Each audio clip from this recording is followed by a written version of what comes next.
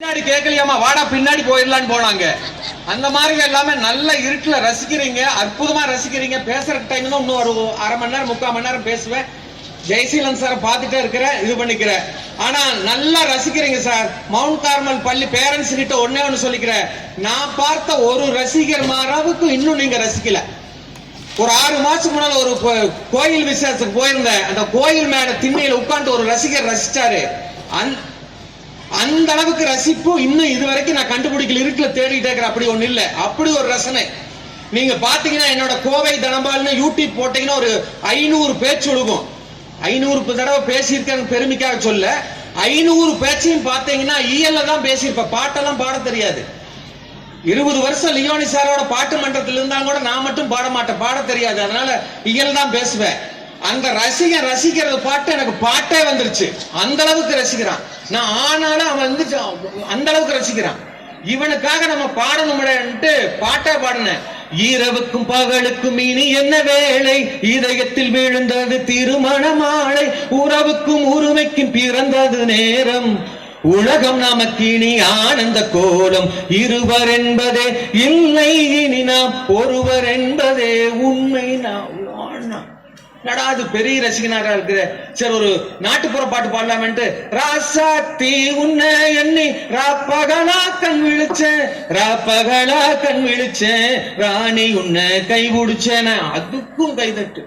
சரி, ஒரு பக்தி பாட்டு பாடலான்ட்டு, திருச்செந்தூரின் கடலோரத்தில், அதுக்கும் வந்துருச்சுனா என்னடா இது. சரி, சோக பாட்டு பாடுவோம் அப்படின்னாலும் அமைதியா உட்காருவேன் பார்த்து, தோல்வி நிலையன நினைத்தான்னா அதுக்கும் அப்படின்னா நான் பார்த்துட்டு அந்த சால்வை எடுத்துட்டு போனேன். இந்த சால்வை இன்னைக்கு எனக்கு இல்லடா, உனக்கு தாண்டா ஆண்டவன் கொடுத்துருக்கிறா. இப்ப ஏற்பட்ட ரசிகர் நான் பார்த்தது இல்லைன்ட்டு போறேன். ஒரு தனியா ஒரு திண்ணையில் உட்கார்ந்து இருந்தா, பக்கத்துல ஒருத்தர் இருந்தாரு.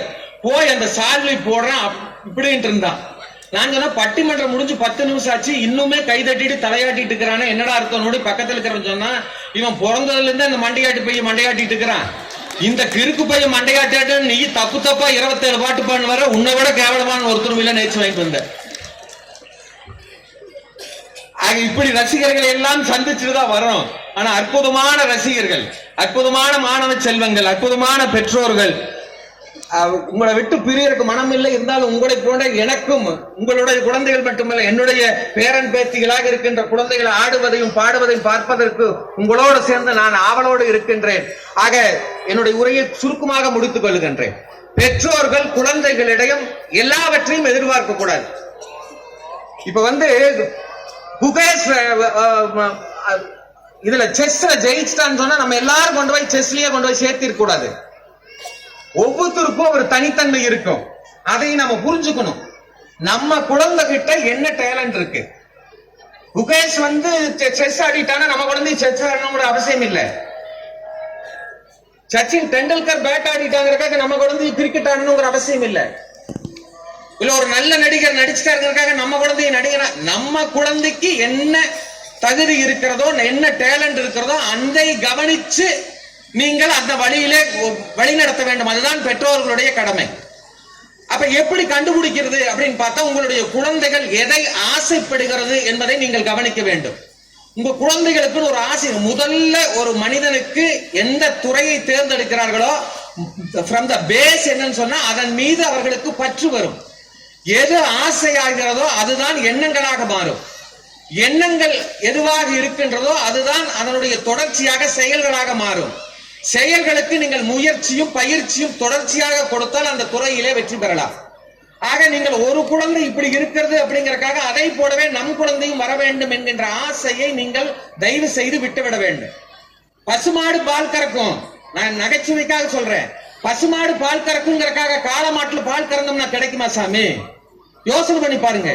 காளமாடு நம்மளுக்கு கிடைக்குதுன்னு சொன்னா அதுக்கு நம்ம என்ன நம்ம சொல்ற வாடி வாசலுக்கு எப்படி எடுத்துட்டு போகணும் தான் யோசிக்கணும். அதுல 10 லிட்டர் பால் கறக்கணுங்கிற யோசிச்சோம்னா நம்ம தோத்துருவோம். யானைக்கு தும்பிக்கையில பலம் இருக்கும், ஆமைக்கு ஓட்டுல பலம் இருக்கும். நம்ம குழந்தைக்கு எதுல பலம் இருக்குங்கிறத கண்டுபிடிக்கிறதா பெத்தவங்களோட வேலை. குழந்தைகளை பெறுவது குழந்தைகளை பெற்றவர்கள் மட்டும் பெற்றோர்கள் அல்ல.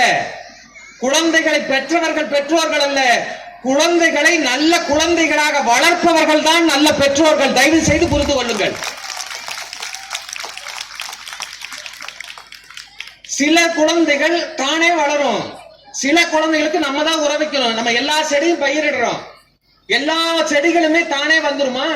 எல்லா செடிகளுக்கும் களை எடுக்கணும், எல்லா செடிகளுக்கும் மருந்து வைக்கணும், எல்லா செடிகளுக்கும் தண்ணி பாய்ச்சணும்.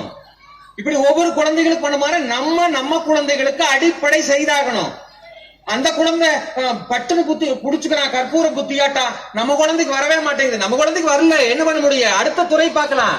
படிப்பு ஒண்ணுதான் வாழ்க்கை கிடையாது. படிக்காத மேதைகள் இந்த பாறையில எக்கச்சக்கமாக உண்டு. தயவு செய்து புரிந்து கொள்ளுங்கள். படிப்பு வரலைன்னா வருத்தமே பட வேண்டாம். ஒரு பள்ளிக்கூட ஆண்டு விழால வந்து படிக்கல வருத்தப்படாதன்னு சொல்ற ஆளு நானாத்தான் இருக்கும். படிப்பு முக்கியம்தான். படிப்பு ரொம்ப ரொம்ப ரொம்ப அவசியம். உலகத்திலே உயர்ந்தது கல்விதான், மறுக்கவில்லை. ஆனால் கல்விக்கு தகுந்தாற் போல அதற்கு இணையாக எத்தனையோ துறைகள் இருக்கிறது.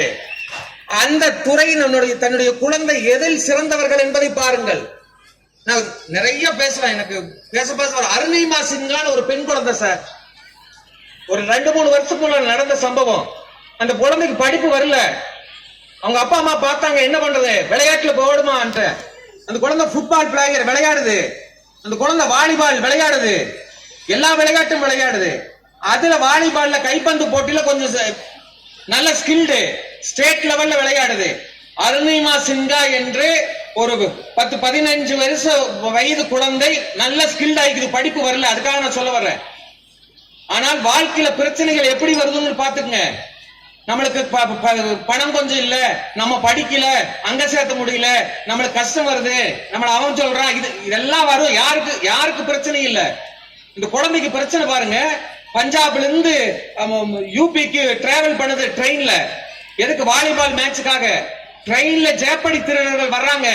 அந்த பொண்ணு பெரிய வசதியான இல்ல, அவங்க அம்மா கஷ்டப்பட்டு உழைச்சு 1 பவுனுக்கு மைனீர் சங்கிலி, பசங்க போடுற மாதிரி ஒரு சின்ன சங்கிலி அந்த குழந்தை கையில போட்டிருக்குது. எல்லாத்தோட போற, நீ கௌரவமா இருக்கணும்ட்டு. அந்த 1 பவுன் சங்கிலி திருடருக்கு ரயில் திருடர்கள் சங்கிலி கொடுக்குறாங்க. அந்த பெட்டியில இருந்த என்ன மாதிரி பெரிய ஆளுங்க, வயதுல முதிர்ந்தவங்க, நல்ல பலசாலிகள் எல்லாருமே கழட்டி கொடுத்துட்டானுங்க, பரிசு கொடுத்துட்டானுங்க, செல்ல கொடுத்துட்டானுங்க. ஆனால் அருணிமா சிங் என்ற ஒரு வீர மங்கை, ஒரு வீர பெண் என்ன பண்ணா தெரியுமா? நான் எங்க அம்மா உழைச்சு சம்பாதிச்ச பவுனு நான் தரமாட்டேன்னு போராடுறாங்க. ஒரு ஆணுனா ஜெயிச்சிருவான் அந்த பொண்ணு. 4-5 பேர் திருடங்க அந்த பொண்ணோட சங்கிலி புடுங்கி அந்த பொண்ணை ரயில் பெட்டியில இருந்து வெளியே எரிஞ்சிடறாங்க. ஓடும் ரயில் இருந்து அந்த பொண்ணை வெளியே தூக்கி போட்டுறாங்க. அது இன்னொரு தண்டவாளத்தில் விழுந்துருது. தண்டவாளத்துல விழுந்து நேரம் அதுல ஆப்போசிட்ல வந்த ரயில், தண்டவாளத்துல வந்த ரயில்கள் அந்த பொண்ணோட கால்ல ஏறிடுது. கால் சுக்கு நூறா ஆயிருச்சு. இந்த குழந்தை பேட்டி கொடுக்குது, இந்த காலினுடைய வலி எவ்வளவு இருந்ததுன்னு சொன்னா 1000 தேள்கள் ஒன்று சேர்ந்து கொட்டியதை போல அந்த வலி இருந்ததுன்னு பேட்டி கொடுக்குது. அதுல இருந்து தப்பிச்சு ரயில்வே போலீஸ் கண்டுபிடிச்சு கொண்டு போய் ஆபரேஷன் பண்ணி எல்லாம் பண்ணிட்டாங்க, நல்லா ஆயிருச்சு. ஆனா காலை இழந்துருச்சு. வாலிபால் பிளேயரு, ஃபுட்பால் பிளேயரு, உன்னால வாழ்க்கையே முடிஞ்சது, உன்னை எதுவுமே ஜெயிக்க முடியாதுன்னு எல்லாரும் சொல்லிட்டாங்க. அந்த பொண்ணு விடல, டிவியில பாத்துட்டு இருக்குது, கிரிக்கெட் பிளேயர் பேட்டி கொடுக்கறத பாத்துட்டு இருந்து சொல்லுது, உன்னால எதுவுமே பண்ண முடியாது அப்படின்னு சொல்லும் போது அவங்க மாமா கிட்ட அந்த சொன்ன வார்த்தை, அடுத்தது என்னுடைய கோல் இமயமலை எவரெஸ்ட் சிகரம் என்று சொன்னது.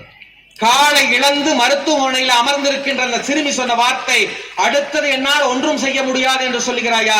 அல்ல, அடுத்த வேளை நான் எவரெஸ்ட் சிகரத்திலே என் கால் பதிய வேண்டும் என்று சொன்னது. விளையாட்டு இல்ல, சினிமா டைலாக் இல்ல, ரஜினிகாந்த் சொல்ற மாதிரி டைலாக் இல்ல, சொல்லுச்சு. சொன்னபடி 2 ஆண்டுகளில் எவரெஸ்ட் சிகரம் எவரெஸ்ட் சிகரம் ஏறி இந்தியாவினுடைய முதல் மாற்றுத்திறனாளி பெண் என்கின்ற பெருமையை அந்த பெண் பெற்றது. அருமை குழந்தைகளே, இதுதான் நாம் என்ன ஆக வேண்டும் என்று நினைத்தோவோ அதுவாகவே ஆக முடியும்.